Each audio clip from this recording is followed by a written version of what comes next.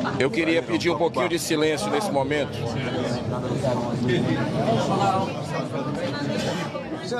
Podemos começar? Podemos começar? Ok? Silêncio! Paz e bem a todos vocês. Sejam muito bem-vindos aqui. Muito obrigado pela presença aqui da imprensa brasileira, pela presença de parlamentares aqui, tanto da Câmara como do Senado. A grande crise que a gente vive no momento não é uma crise econômica, não é uma crise política, é uma crise moral. A mãe de todas as crises nós estamos vivendo na nossa nação. Então, a partir dessa premissa, nós tivemos aí um hiato de cerca de 1 ano e meio, sem pedidos de impeachment, aqui na Casa Revisora da República. Mas durante esse período, nós acompanhamos e catalogamos uma série de abusos, de vilipêndios à Constituição do Brasil. E, curiosamente, acredito até que pela oração de muitos brasileiros que estão se sentindo injustiçados, com medo de se posicionar, inclusive nas redes sociais, nós tivemos um momento ontem de uma coincidência extrema. Me reuni pela manhã com senadores e deputados para apresentarmos juntos um pedido coletivo de impeachment que transcende, quero deixar muito claro aqui, essa questão de ser de direita, de esquerda, contra o governo e a favor do governo. É muito mais que isso esse momento que a gente está vivendo. Não é questão de ser de oposição, é questão de defender verdadeiramente a democracia do Brasil, de respeitar a lei do Brasil. Então, na conversa que nós tivemos ontem pela manhã, elencamos uma campanha nacional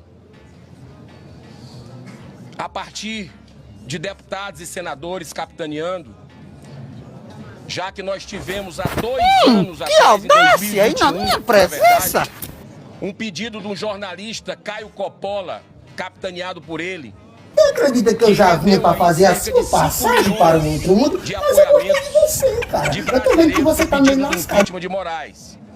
Esse pedido, eu e outros colegas senadores entregamos pessoalmente aqui do lado, nas mãos do presidente Rodrigo Pacheco, tudo registrado.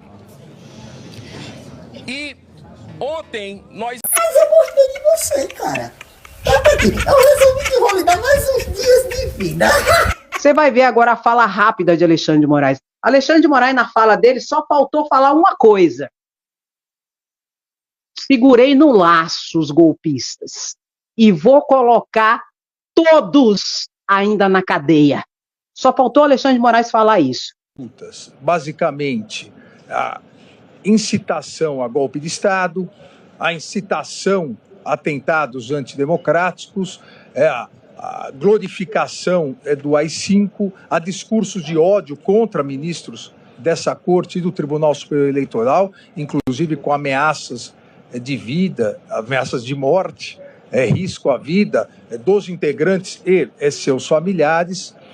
E nós sabemos que há a necessidade que faltou pela novidade nas eleições de 2018, naquele momento, há necessidade de preservação desse conteúdo, porque senão eles são apagados e não podem ser recuperados. Isso é um procedimento normal, investigativo.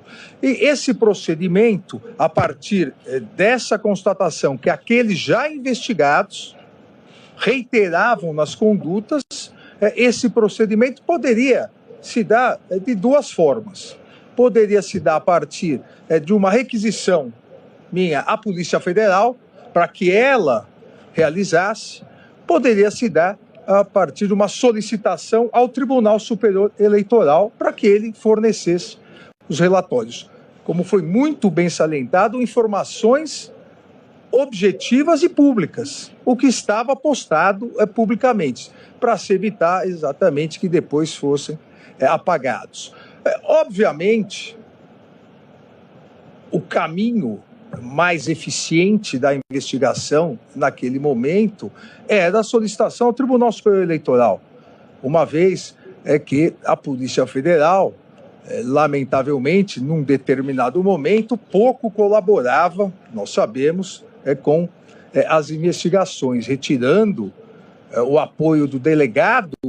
O delegado que atuava nos inquéritos chegou a ficar com um único agente policial para poder realizar todas as diligências. E, obviamente, foi dito, seria esquizofrênico eu, como presidente do Tribunal Superior Eleitoral, me auto-oficiar. Até porque, como presidente do Tribunal Superior Eleitoral, no exercício do poder de polícia, eu tinha o poder pela lei de determinar a feitura dos relatórios. Hoje esse meio investigativo continua possível, esse compartilhamento de provas, que é um meio admitido pelo Supremo Tribunal Federal. Hoje sim, eu oficiaria a ministra Carmen, porque agora a presidência do Tribunal Superior Eleitoral é da ministra Carmen. Então, eu, como presidente do TSE, determinava a assessoria que realizasse o relatório. O relatório realizado oficialmente, esse relatório fica nos arquivos do TSE e era enviado oficialmente ao Supremo Tribunal Federal. É enviado e protocolado no inquérito e na investigação específica, dado imediatamente ciência à Procuradoria-Geral da República e remetido à Polícia Federal para a continuidade das investigações.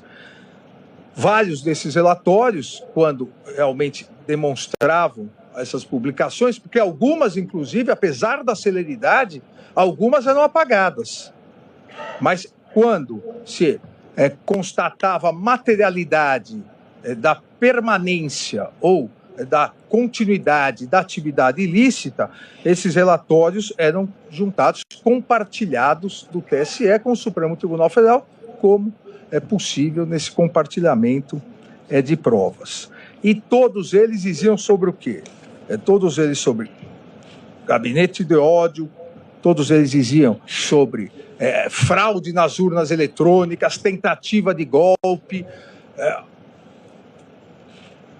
o chamamento ao que depois ocorreu em 12 de dezembro, no dia da diplomação, a depredação da Polícia Federal, aquele ônibus que foi incendiado aqui em Brasília, a glorificação da tentativa de bomba no aeroporto de Brasília, nas vésperas do Natal, a tentativa de tumultuar a posse do novo presidente da República.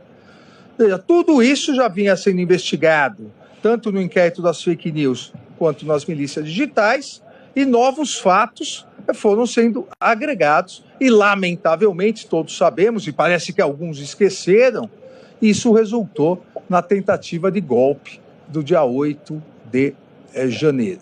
Que, diferentemente, presidente, e aproveitando essa oportunidade, diferentemente do que alguns dizem, dia 8 de janeiro houve muita violência. Quase mataram 3 policiais. No vídeo institucional do Supremo Tribunal Federal, nós até homenageamos uma das policiais que quase foi morta. Então houve muita violência, sim. Só que algumas pessoas preferem continuar glorificando o extremismo, o populismo extremista que se vale da instrumentalização das redes sociais.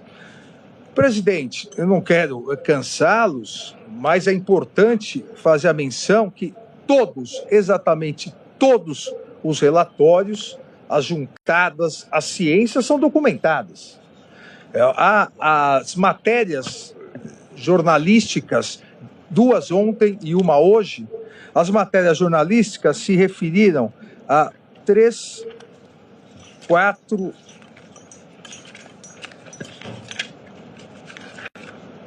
5, 6, 7, 8 pedidos de relatórios. Todos esses documentados. Eu cito um deles, que foi colocado ontem, do pseudo-jornalista foragido nos Estados Unidos, Rodrigo Constantino. Foi citado ontem isso. A data do envio oficial do relatório, ofício e relatório, dia 27/12/2022. A data pro inquérito 4781, e isso deu margem à petição 10.800. Tudo documentado. A data da autuação, uma vez que estávamos no recesso, a data da autuação aqui no Supremo Tribunal Federal, dia 5 de janeiro de 2023.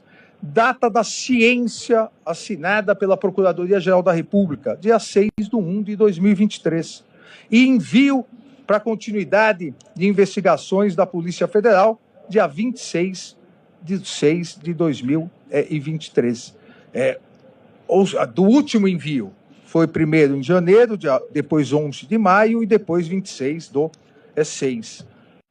Tudo absolutamente documentado, oficializado, com acompanhamento da Procuradoria-Geral da República, e necessárias pela Polícia Federal.